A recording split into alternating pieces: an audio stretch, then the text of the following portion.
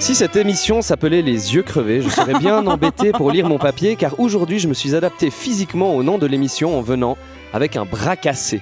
C'est donc tout naturellement que je déclare ce mercredi 30 mai la journée mondiale des bras cassés.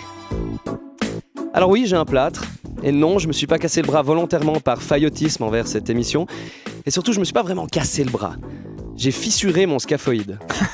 Alors le scaphoïde, c'est un petit os nul du poignet, cousin des hémorroïdes, c'est-à-dire qu'il est directement relié à l'anus, et quand on le casse, il y a plein de trucs qu'on peut plus faire, surtout quand c'est la main droite et qu'on est droitier.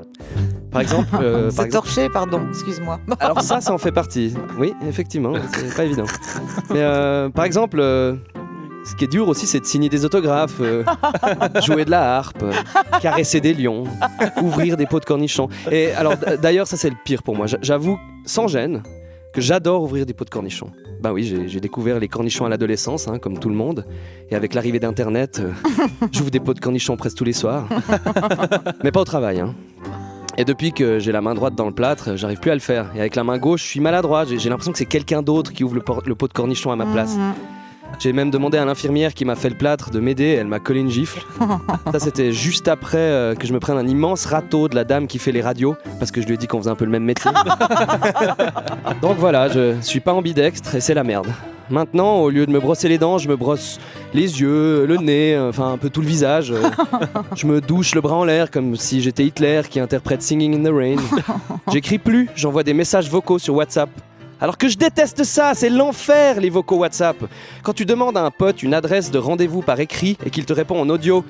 Alors l'adresse c'est rue Ibrahim Piguet 65 bis, appartement 13, le code c'est 26 72 48 9 13 60 040 dièse V mauve Jean. Mais comment tu veux que je m'en rappelle? Écris-moi putain. Et au fait Paul, on t'attend pour 20h45 et il y aura Francesca, tu sais, celle qui t'avait filé l'espèce, celle qui t'avait refilé des herpès.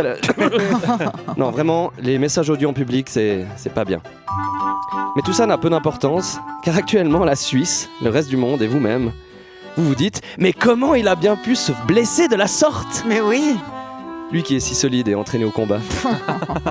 Eh bien, figurez-vous que ça fait 34 ans que je mène une double vie. Derrière cette façade de père de famille responsable, je suis secrètement un enfant. Oui, j'écoute Maître Gims en dansant devant le miroir de ma chambre, je saute dans les flaques d'eau, je dis avoir le piquet, je mange des Kinder Country pour mon apport en énergie, et je fais du skate. Alors là, vous vous dites, mais il s'est cassé le bras en dansant sur du Maître Gims? Non, en faisant du skate. Mais alors détendez-vous, y a rien d'héroïque. Une descente, la vitesse qui augmente, ma vue qui baisse, une pive et hop, un vol plané digne d'un lancer de nain. Et ce qui devait arriver arriva. Valérie m'a dessiné une bite sur le plâtre, en étant toute fière d'être la première. Alors Valérie, en ton honneur, et aussi parce que l'enfant qui vit en moi n'a pas dit son dernier mot, demain j'ai pris rendez-vous pour me faire tatouer un plâtre sur la bite. De rien.